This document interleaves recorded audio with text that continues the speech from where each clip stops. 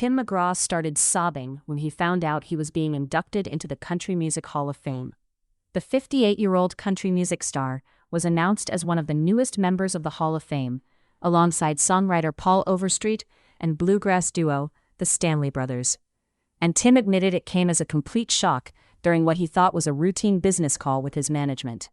He told People, "I'm listening with earpods," and they said, "Hey Tim, somebody else is on the line." When Country Music Association CEO Sarah Traherne joined the call, Tim had no idea why.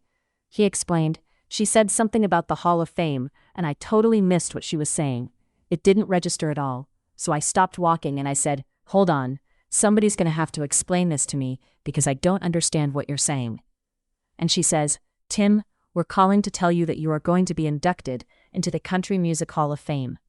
I just lost it right on the street in New York. I'm sure people were running in all directions from me when that happened. I was just sobbing on the street. 1 month later, when the official announcement was made in the rotunda of the Country Music Museum, Tim, who is married to fellow country music star Faith Hill, became overwhelmed once again. He said, "I don't know if I ever thought it would happen in my lifetime. I just had to stop in front of Merle Haggard's plaque because he's been my #1 all-time forever. And to stand there just for a brief second, I gave myself a moment to think that I'm going to be hanging forever in the same room with Merle Haggard." However, he has no plans to slow down, despite reaching the pinnacle of his career.